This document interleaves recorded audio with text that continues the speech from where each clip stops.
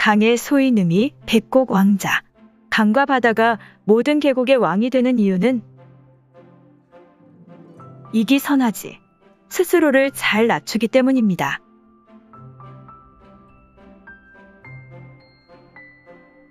고 능이 백곡왕. 따라서 능이 모든 계곡의 왕이 되는 것입니다. 시 욕상민 필히 언하지.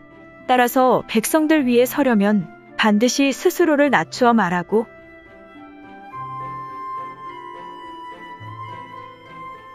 욕선민 필히 신우지. 백성들 앞에 서려면 반드시 자신을 뒤로 돌려야 합니다.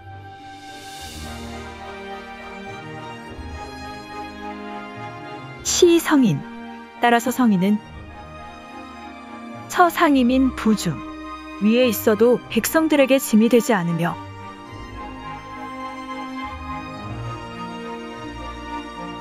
처전임인 불에. 앞에 있어도 백성들에게 해가 되지 않습니다.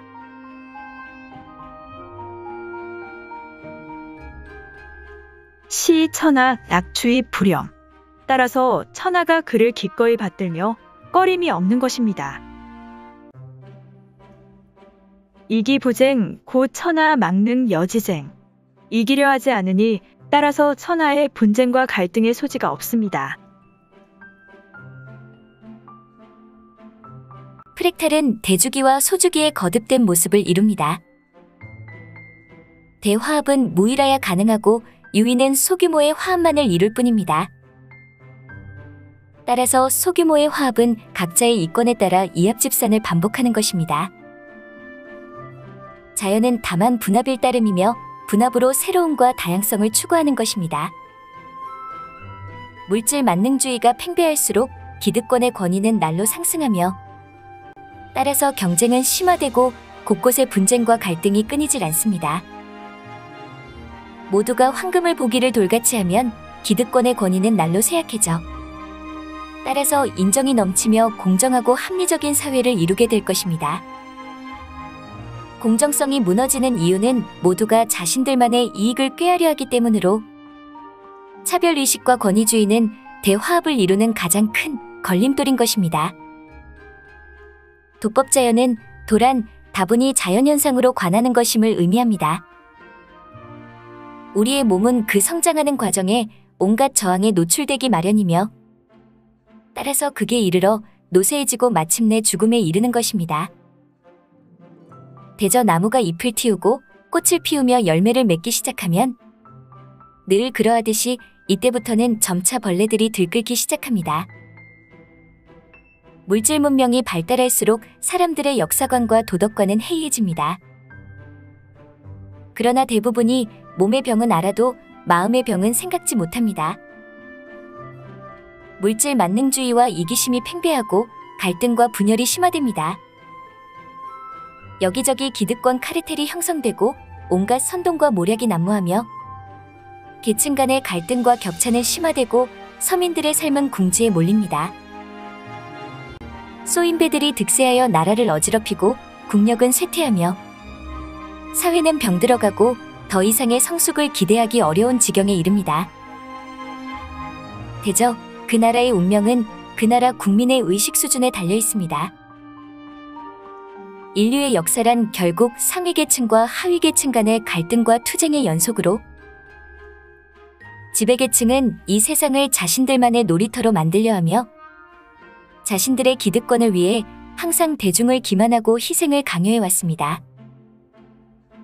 이러한 지배계층의 오만과 편견은 항상 대중들의 저항을 부추겨왔던 것입니다. 소수 기득권층의 사회적 영향력은 다수의 대중을 압도합니다. 그들은 자신들의 기득권을 독점하려고만 할 뿐 좀처럼 나누려 하지 않습니다.